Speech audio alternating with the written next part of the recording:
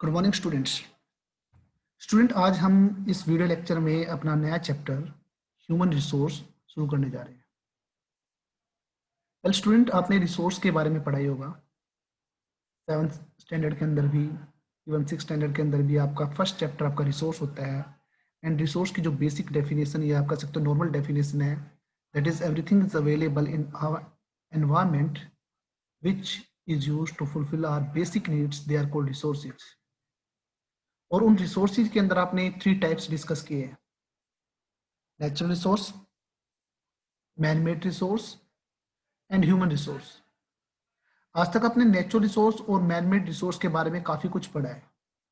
आज इस चैप्टर के अंदर हम जो डिस्कस करेंगे वो आपका थर्ड रिसोर्स होगा, that is human resource.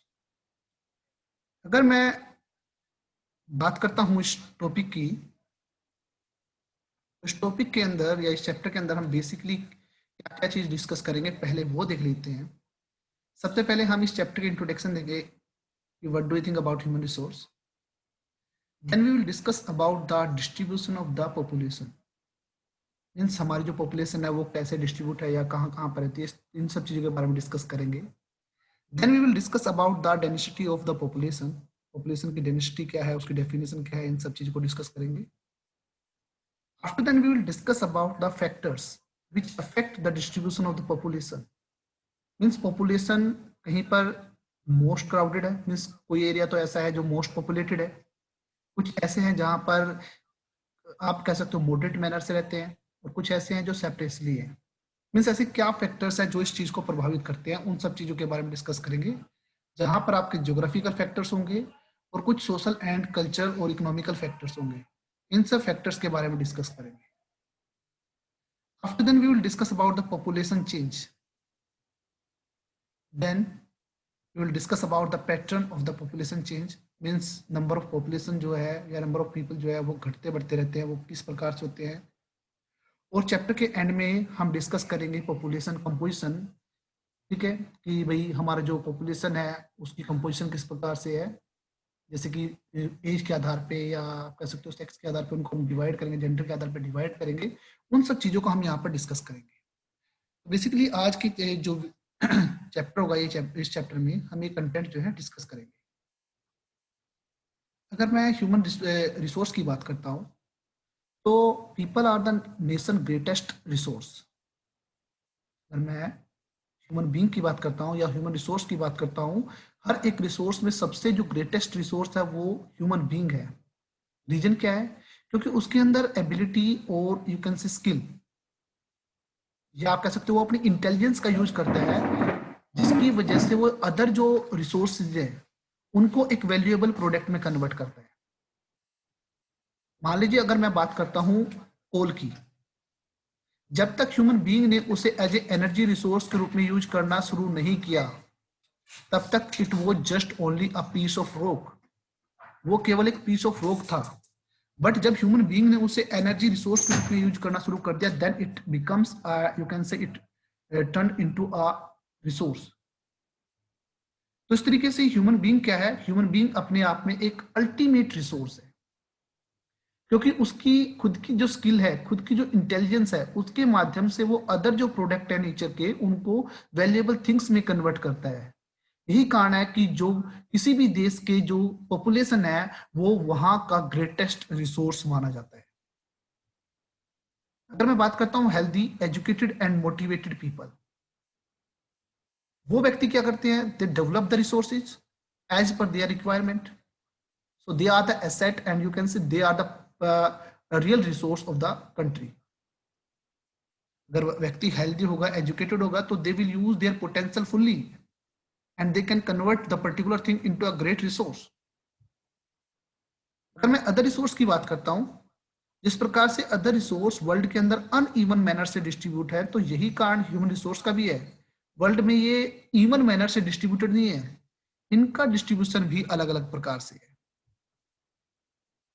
Human resource की अगर मैं बात कर लेता हूं, it is one of the building block for the nation development. किसी भी देश की डेवलपमेंट वहां के ह्यूमन रिसोर्स के ऊपर डिपेंड करती है। अब आपका ह्यूमन रिसोर्स कैसा है? एजुकेटेड है, अनएजुकेटेड है, हेल्दी है या नहीं है, उस आधार पे भी डिसाइड होता है कि आपका देश डेवलप है या नहीं है। If you have healthy and educated and motivated person and population, you can say that कि वो हर एक प्रकार से डेवलपमेंट में सहायक होंगे। They may be the asset, you can say they are the asset of the country. But अगर वो हेल्दी नहीं है, दे आर इल एजुकेटेड या यू कैन से अनएजुकेटेड, तो they are the liabilities of the country. वो देश की development में सहायक भी नहीं हो सकते। बट हम यहाँ पर ह्यूमन रिसोर्स की बात करें तो वो किसी भी देश की डेवलपमेंट में महत्वपूर्ण भूमिका निभाते हैं। इसका मतलब ये हुआ, जिस देश के अंदर जितनी ज्यादा पॉपुलेशन है, इट मीन्स वो उतना ही ज्यादा डेवलप हो सकता है। But if we think about the case of India, ऐसा नहीं है, क्योंकि मैंने अभी डिस्कस किया है कि if we have healthy educated and motivated people, they are the asset of the country. They have the potential to make the things into a good manner, valuable things. वो valuable things में उसे convert कर सकते हैं। They can utilize the goods and resources in such a manner which is helpful for the development of the country. तो उस situation में हम कह सकते हैं कि जो ह्यूमन रिसोर्स है वो एक इंपॉर्टेंट रिसोर्स है। ठीक है, इसको आगे देखते हैं। Now we will discuss next topic, that is distribution of the population.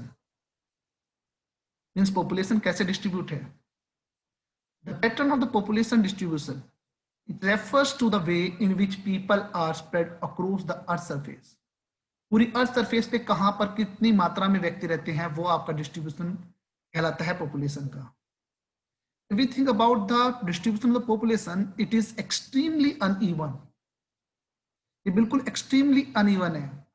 There are some places where which are the most populated areas, you can say densely populated areas, but there are some areas which are sparsely populated areas.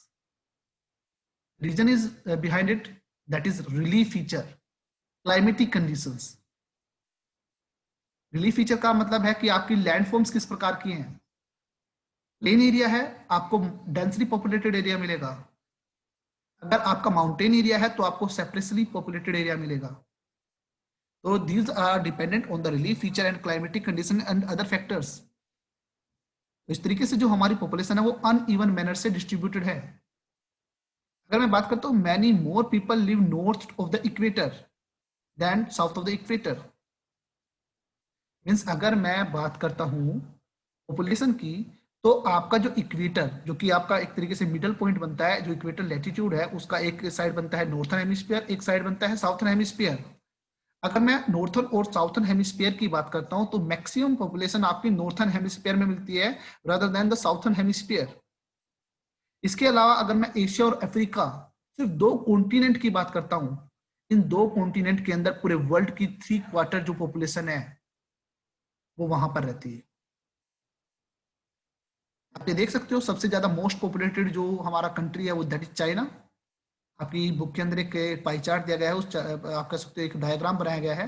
उस diagram के अंदर आप देख सकते हो जो population है countries के अंदर, उस आधार पे बात करते हैं। Most populated country in the world that is China, and as a population on the base of the population we are the second on second rank. India आपका सेकंड रैंक पे आता है। अगर मैं बात करता हूँ 50% पॉपुलेशन तो केवल इंडिया और चाइना ही बना देता है। Most of the population concentrate in the tropical regions of the world. Region क्या है? This region is rich for resources. इसके अंदर रिसोर्स का अमाउंट ह्यूज अमाउंट में मिलता है। That's why most of the population they are concentrated just only in the tropical zone. Okay. Now next topic हम देख लेते हैं, that is density of the population. तो आपको डेंसिटी ऑफ पॉपुलेशन की डेफिनेशन पता होना चाहिए। The number of people living in a unit area of the earth surface, या आप कह सकते हैं the number of people living in पर स्क्वायर किलोमीटर, वो आपकी डेंसिटी ऑफ पॉपुलेशन कहलाती है। 9th स्टैंडर्ड में भी आपका इसका यूज होगा, 10th स्टैंडर्ड में भी आप इसका यूज करोगे, और जब भी आप ज्योग्राफी पढ़ोगे तो जब भी आप ह्यूमन रिसोर्स के बारे में डिस्कस करोगे या पॉपुलेशन वाले चैप्टर के बारे में डिस्कस करोगे तो आपको human density of the population का पता होना चाहिए, डेफिनेशन पता होनी चाहिए। The number of people living in a unit area, and you can say per square kilometer area, that is called population density. This is the definition of it. अगर मैं average density की बात करता हूं पूरे वर्ल्ड की, that is 51 person per square kilometre है। This is the average density of population of the whole world, पूरे वर्ल्ड की बात कर रहा हूं बेटा। अगर हम इसके अलावा बात करते हैं south central Asia, it has the highest density of population followed by the East and Southeast Asia. Indonesia, it is the most densely populated country of the world. अगर मैं इंडिया की बात करता हूं, जो ये हमारा डेटा है, ये डेटा थोड़ा सा पुराना है, तो आप रिसेंट डेटा भी देख सकते हो, वो थोड़ा सा चेंज है। बट डेंसिटी ऑफ पॉपुलेशन जो आपकी एनसीईआरटी बुक में दी गई है, that is 380 person per square kilometre है, ये इंडिया की है। और अगर मैं बात करता हूँ, चाइना मोस्ट पॉपुलेटेड है, बट हमारी डेंसिटी ऑफ पॉपुलेशन उससे ज्यादा है, क्योंकि चाइना का जो साइज है वो हमारे इंडिया के साइज से बहुत बड़ा है, इस वजह से। ठीक है, तो सबसे पहले इसके अंदर आपको पता होना चाहिए कि डेंसिटी ऑफ पॉपुलेशन की डेफिनेशन क्या है, देन पूरे वर्ल्ड की एवरेज क्या है, उसके बाद मोस्ट जो सबसे ज्यादा हाईएस्ट डेंसिटी किस कंट्री की है, इंडिया की डेंसिटी ऑफ पॉपुलेशन क्या है। ठीक है, ऐसे ही आपको पता होना चाहिए कि हमारे इंडिया में किस स्टेट की हाईएस्ट डेंसिटी है, दैट इज बिहार, और सबसे lowest density of population Arunachal Pradesh.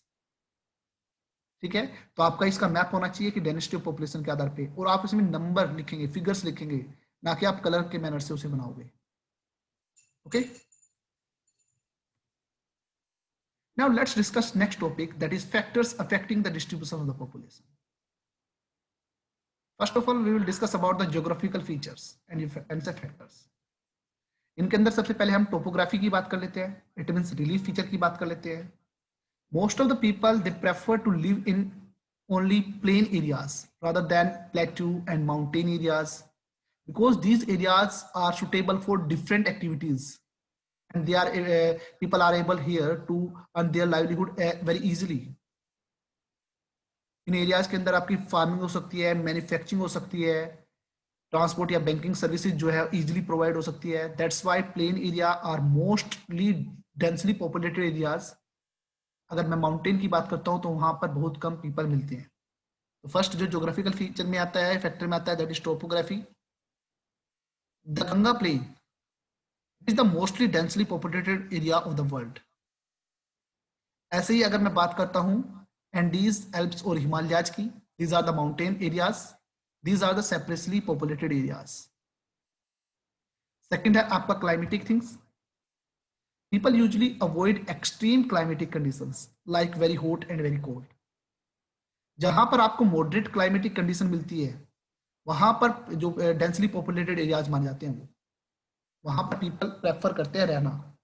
But जहां पर very hot and very cold होता है, वहां पर आप देख सकते हो कि पीपल बहुत ही कम मिलते हैं। अगर मैं सहारा डेजर्ट की बात करता हूँ, इट इज हॉट डेजर्ट और वर्ल्ड का सबसे बड़ा डेजर्ट है, बहुत ही कम मिलते हैं। ऐसे ही polar areas of the Russia, Canada and Antarctica, these are the separately populated areas. This is climate. अब हम सोइल की बात कर लेते हैं। फर्टाइल सोइल क्या करती है, इट सपोर्ट एग्रीकल्चर, तो मैक्सिमम पॉपुलेशन वहां पर रहना पसंद करेगी। एग्जाम्पल देख लीजिए, गंगा ब्रह्मपुत्र का जो प्लेन एरिया है, that is most fertile area, that's why it is densely populated areas.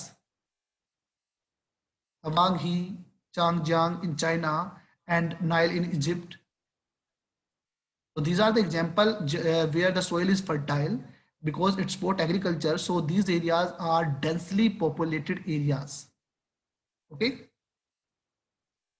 next जो है that is water. People prefer to live in the areas where fresh water is easily available. People हमेशा उस area में रहना पसंद करते हैं जहां पर फ्रेश वाटर अवेलेबल होता है।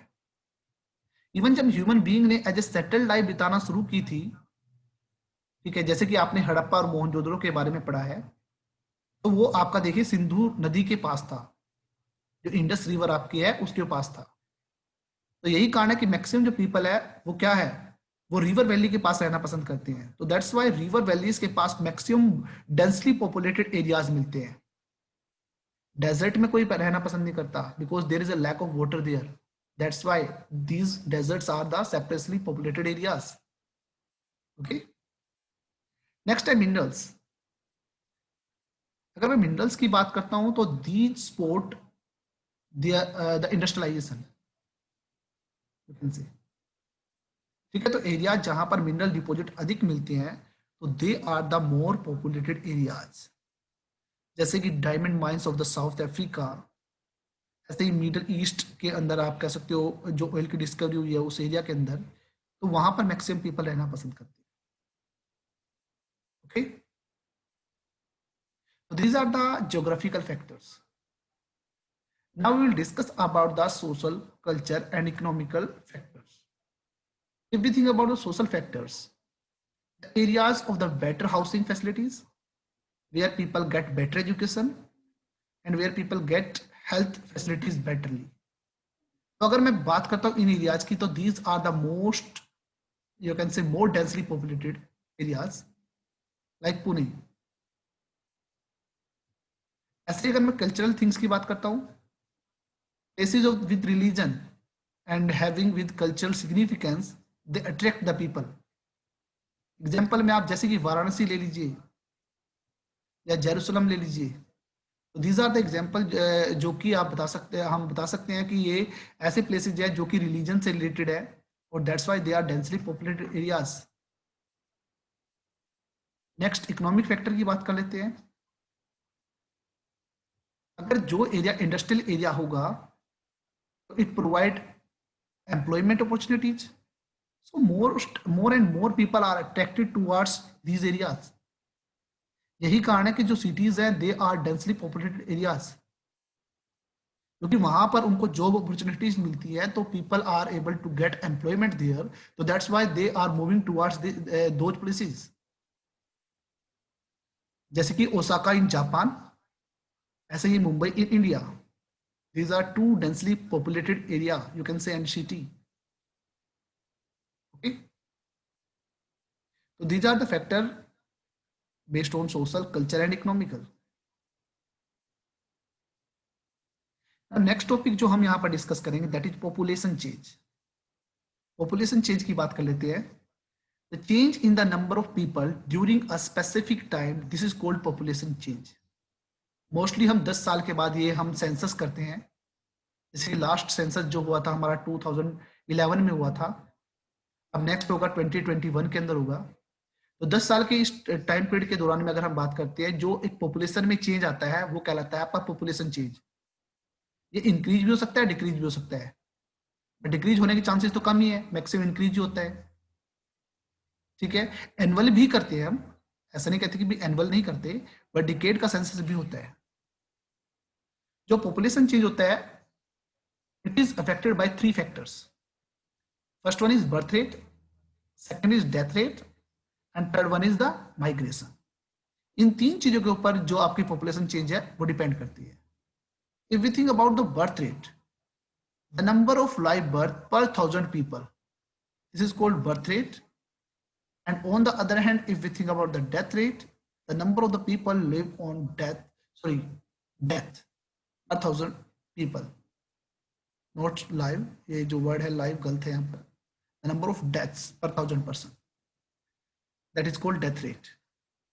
Okay, third है migration, movement of people in and out of an area, means people move from one place to another in search of better job opportunities and better other facilities, that is called migration. तो आपका migration कहलाता है। Okay,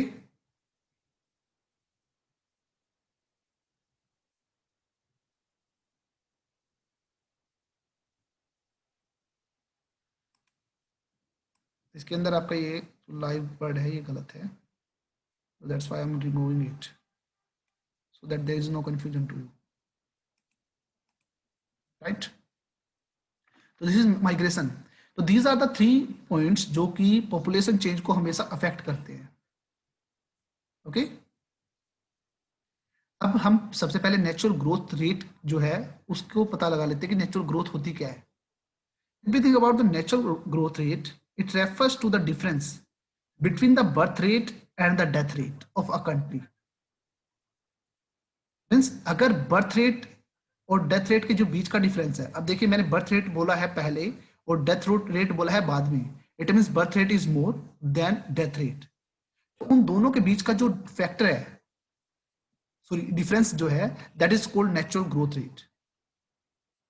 ठीक है, अगर मैं normally बात करता हूं, बर्थ रेट जो है लगातार बढ़ती जा रही है due to the advancement of the food supplies, better medicine, इनकी वजह से आपकी डेथ रेट घटती जा रही है और बर्थ रेट जो है वो लगातार बढ़ती जा रही है, आप कह सकते हो रिमेन है, सेम है, जिसकी वजह से पॉपुलेशन जो पूरे वर्ल्ड की है वो लगातार बढ़ती जा रही है। एक वर्ड है आपका, और ये आप कह सकते हो एक इंपॉर्टेंट टर्म में आता है, life expectancy. It means number of years that an average person live. इसका मतलब है कि मतलब कि एक एवरेज एज निकाल ली गई है कि एक व्यक्ति एवरेज एज में कितना जिएगा, तो वो एक एवरेज एज बनाई गई है, that is called life expectancy. Okay, just wait students. Okay, अगर हम आगे बात करते हैं पॉपुलेशन चेंज के अंदर ही, अगर मैं पूरे वर्ल्ड की बात करता हूं अंटिल 1800s, जो पॉपुलेशन जो थी वो बड़ी स्लो मैनर से ग्रोथ कर रही थी। It was increasing but it is increasing in a very slow manner. Reason क्या है? Large number of the peoples and you can say babies were born but they died early to as there were no proper health facilities. Means population means babies तो उसी तरीके से born हो रहे थे, but due to the proper health care उतनी ही संख्या में जो बच्चे थे वो मर भी रहे थे। ठीक है, ये सबसे बड़ा रीजन था कि 1800 तक जो पॉपुलेशन थी बड़ी स्लो मैनर से बढ़ रही थी। इसके अलावा अगर मैं फूड सप्लाई की बात करता हूँ तो सफिशिएंट फूड सप्लाई भी नहीं अवेलेबल थी। 1804 के अंदर जो वर्ल्ड की पॉपुलेशन थी it was reach you can से 1 बिलियन, ये अबाउट 1 बिलियन थी। 1959, ठीक है, आप देख लीजिए कि नियर अबाउट 155 ईयर्स हो चुके हैं। जो वर्ल्ड पॉपुलेशन थी दैट इज 3 बिलियन। ठीक है, पॉपुलेशन अब बढ़ रही थी, इट मींस अब पॉपुलेशन एकदम बढ़ गई, it is called population explosion. And 1999 after 40 years it was doubled, that is 6 billion, and this is called the real population explosion. Means just only within 40 years the population of the world doubled, double हो चुकी थी। ठीक है, ये आपका population explosion कहलाता है।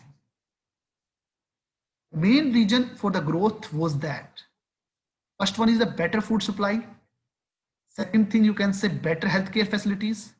So due to this deaths were decreasing and you can say reducing, and the number of the births still remained fairly high. That's why the population has increased in a speed, yeah, you can say in a very quick manner. ठीक है, this is the basic reason of the population growth. हमारी जो better facilities है, like आपकी medicine facility या जो आपकी जितनी भी मेडिकल फैसिलिटीज जितनी भी बेनिफिट हुई है, उनका बेनिफिट क्या हुआ, इससे डेथ रेट तो डाउन हो गई बट बर्थ रेट जो थी वो सेम रही। अब हम कितना भी बर्थ रेट को रिड्यूस करें वो नियर अबाउट उतना ही बढ़ेगा। Okay,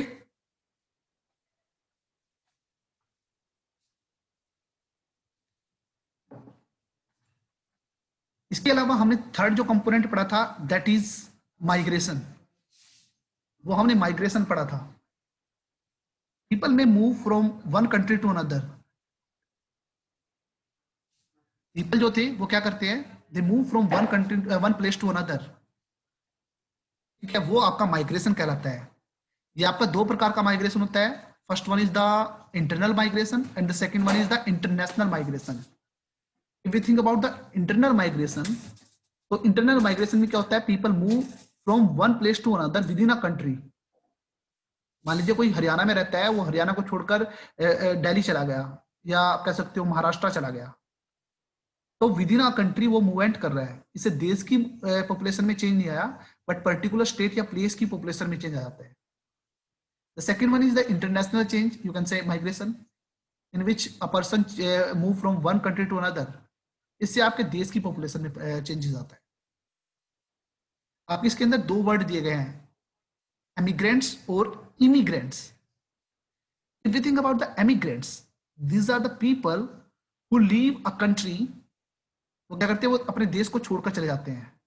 and if you think about the immigrants, these are those people who arrive in a country.